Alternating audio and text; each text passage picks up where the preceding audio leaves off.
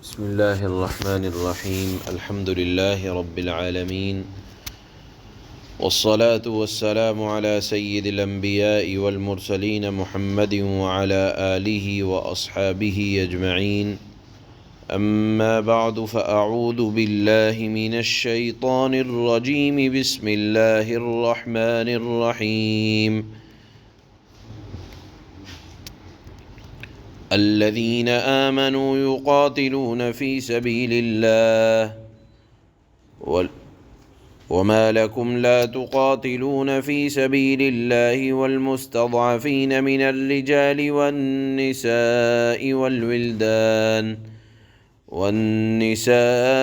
والولدان الذين يقولون ربنا أخرجنا من هذه القرية الظالم أهلها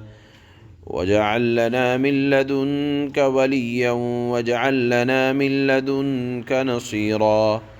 الذين آمنوا يقاتلون في سبيل الله والذين كفروا يقاتلون في سبيل الطاغوت فقاتلوا أولياء الشيطان ان کید الشیطان کان ضعیفا صدق اللہ مولانا العلی العظیم۔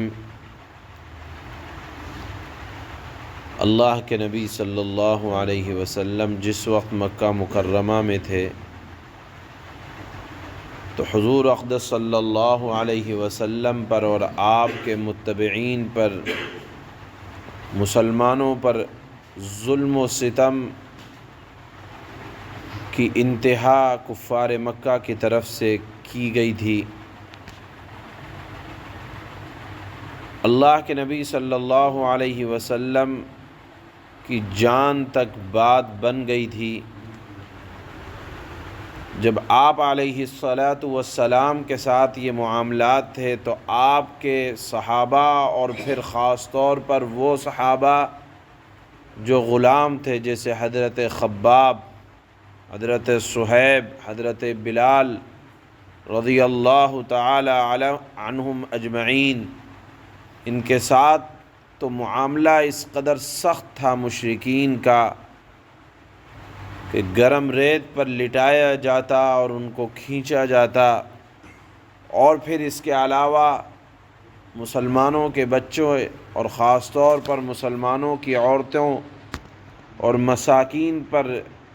کوئی ظلم ایسا نہ تھا جس کو وہ لوگ آزماتے نہ ہوں۔ حتیٰ کہ جب خود اللہ کے نبی صلی اللہ علیہ وسلم کو شہید کرنے کا مکمل پروگرام بنا دیا تو حکم ہوا کہ اے نبی آپ یہاں سے ہجرت کر جائیں۔ اللہ کے نبی صلی اللہ علیہ وسلم ہجرت کر گئے۔ آپ کے ساتھ اور بھی شروع میں اللہ کے نبی کے ساتھ حضرت ابو بکر، اور پھر آہستہ آہستہ جن صحابہ کرام کے اندر استطاعت تھی، طاقت تھی، وہ تو چلے گئے، لیکن بہرحال ایسے کمزور مسلمان رہ گئے جو سفر کی طاقت اور ہمت نہیں رکھتے تھے۔ ضعیف مسلمان، کمزور مسلمان، بیمار مسلمان، بے سر و سامانی کے عالم میں جینے والے حضرات صحابہ اور غلام اور باندی وہیں رہ گئے۔ اب حالات اتنے سخت ہوئے ان کے اوپر کہ نہ تو جیا جاتا ہے اور نہ آزاد کرتے ہیں یہ لوگ۔ تو ان مسلمان جو مکہ مکرمہ میں رہ جانے والے تھے وہ تکلیف پا کر اللہ تعالیٰ سے ان لوگوں نے یہ دعا کی، کیا؟ ربنا اخرجنا من هذه القرية الظالم اہلها، کہ باری تعالیٰ ہم کو اس بستی سے باہر نکال دیں جس کے رہنے والے سخت ظالم ہیں، اور ہمیں اپنی طرف سے دوست ہمارے لیے کھڑا کر دیں، اور غیب سے ہمارے لیے کسی حامی کو، مددگار کو اے اللہ بھیج دیجئے۔ چنانچہ اللہ تعالیٰ نے ان کی یہ دعاؤں کو قبول فرمایا اور بے بس مظلوم بھائیوں کے لیے اللہ کے نبی اور حضرات صحابہ اکرام رضوان اللہ تعالی علیہم اجمعین کو کھڑا کیا، اور وقت آیا کہ اللہ کے نبی صلی اللہ علیہ وسلم نے مکہ مکرمہ کو فتح فرمایا، اور وہاں جو رہ جانے والے کمزور صحابہ تھے اللہ تعالیٰ نے ان کی مدد کے لیے جہاد کو، کوشش کرنے کو، اور مظلوم بھائیوں کی مدد کے لیے اللہ تعالیٰ نے اس فریضے کو مسلمانوں کے اوپر لازم قرار دیا۔ اور پھر ہوا بھی یہی کہ اللہ کے نبی صلی اللہ علیہ وسلم نے مکہ کو فتح فرمایا، اور پھر وہاں اپنا ایک حاکم اور نائب مقرر کر کے وہاں کے کمزور مسلمانوں کے لیے اللہ تعالیٰ نے، اللہ کے نبی صلی اللہ علیہ وسلم نے ایک نائب کو مقرر فرمایا اور کہا کہ جو مسلمان مظلوم ہیں ان کی مدد کی جائے۔ ان آیات میں جو اس وقت پڑھی جا رہی ہیں، اللہ تعالیٰ نے مسلمانوں کے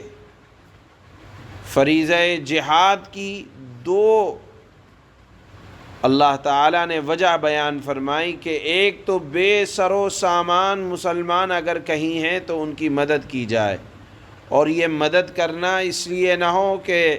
حکومتیں حاصل کر لی جائیں، بلکہ یہ مدد کرنا کفر کے مقابلے میں اس لیے ہو کہ دنیا میں عدل کا نظام آ جائے، انصاف کی حکومت ہو جائے۔ یہ جہاد کا مقصد اللہ تعالیٰ نے ان آیات میں بتایا ہے، اور فرمایا ہے کہ جہاد کا مقصد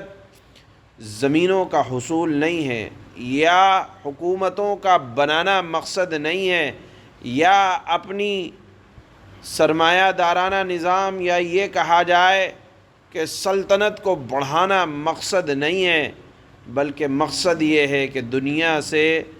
ظلم کا خاتمہ ہو، انصاف کی حکومت ہو، اور اسلام سے زیادہ بہتر انصاف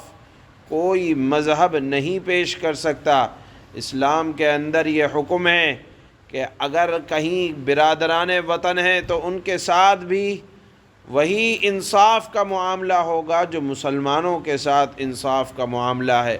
حتیٰ کہ مشرکین کو اسلام لانے پر مجبور بھی نہیں کیا جائے گا۔ اسلام کی خوبیاں ضرور بیان کی جائیں گی، لیکن مجبور نہیں کیا جائے گا، جس طرح قرآن کریم کی آیت ہے لا اکراہ فی الدین، کہ دین کے معاملات میں کسی کو مجبور نہیں کیا جائے گا کہ ہاں تم مسلمان ہو نہیں تو ہم تمہیں مار دیں گے، یہ کہیں نہیں کہا گیا۔ ہاں اس کا مطلب یہ بھی نہیں ہے کہ مسلمانوں پر ہو جانے والے مظالم کو برداشت کیا جائے، ہاں کمزور مسلمانوں کی مدد کی جائے گی کفر کے مقابلے میں، اور ظالم کو ظلم سے روکنا یہ بھی مسلمانوں کی ایک اعتبار سے مدد ہے۔ اللہ نے فرمایا کہ دیکھو ظالم کچھ بھی ہو، ان کی تدبیریں کیسی بھی ہوں، اگر ایک ایمان والا اور اس کا مقصد یہ ہے کہ نظام عدل قائم ہو، اللہ کا قانون دنیا میں دستور کے اعتبار سے مانا جائے، تو کفر کی طاقتیں اور ان کی تدبیریں کچھ بھی ہوں، ان کید الشیطان کان ضعیفا، شیطانی تدبیریں لچر ہوا کرتی ہیں، کمزور ہوا کرتی ہیں۔ بہرحال یہاں آیات میں اللہ تعالیٰ نے فریضہ جہاد کے مقصد کو بیان فرمایا کہ فریضہ جہاد یہ ہے کہ دنیا سے ظلم کا خاتمہ ہو، امن و امان ہو، عافیت کے ساتھ سب رہنے والے ہوں، کسی کی جان مارنا، کسی کی عزت و آبرو پر حملہ کرنا یہ مقصد جہاد نہیں ہے، بلکہ امن و امان کے ساتھ سب رہیں، کمزوروں کی مدد کی جائے، ظالموں کو ان کے ظلم سے روکا جائے، یہی مقصد جہاد ہے جو اللہ تعالیٰ نے یہاں آیات میں بیان فرمایا ہے۔ اللہ فرماتے ہیں وَمَا لَكُمْ لَا تُقَاتِلُونَ فِي سَبِيلِ اللَّهِ وَالْمُسْتَضْعَفِينَ مِنَ الرِّجَالِ وَالنِّسَاءِ والنساء والولدان الذين يقولون ربنا أخرجنا من هذه القرية الظالم أهلها واجعل لنا من لدنك وليا واجعل لنا من لدنك نصيرا۔ اور اے مسلمانوں، تمہارے پاس کیا جواز ہے کہ اللہ کے راستے میں اور ان بے بس مردوں، عورتوں اور بچوں کی خاطر نہ لڑو جو یہ دعا کر رہے ہیں، یعنی مکہ کے مسلمان اس وقت کے